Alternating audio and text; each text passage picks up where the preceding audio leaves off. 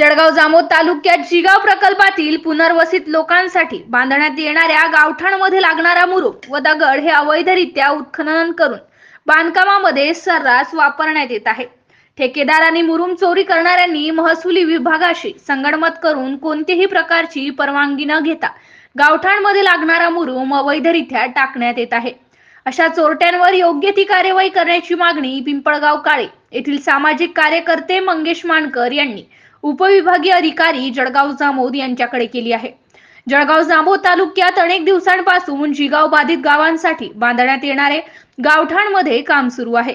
या कामासाठी लागणारा मुरुम व दगड संबंधित गावठाणचे ठेकेदार कोणत्याही प्रकारची परवानगी न घेता अवैधरित्या उत्खनन करत मुरुम व दगडाची सर्रास चोरी करत आहेत।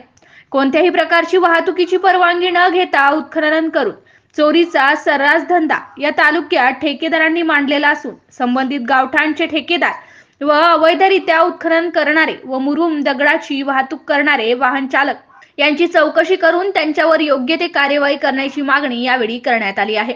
तसेच अवैधरित्या उत्खनन करणारे व अवैधरित्या मुरुमाची वाहतूक करणाऱ्यांवर महसूल विभागाचे कर्मचारी या चोरट्यांवर कार्यवाही का करत नाही, कुठेतरी पाणी मुरत आहे याची सुद्धा चौकशी करण्यात यावी अशी मागणी मानकर यांनी महसूल प्रशासनाकडे केली आहे। MCN न्यूज मराठी करिता अर्शद इक्बाल, जळगाव।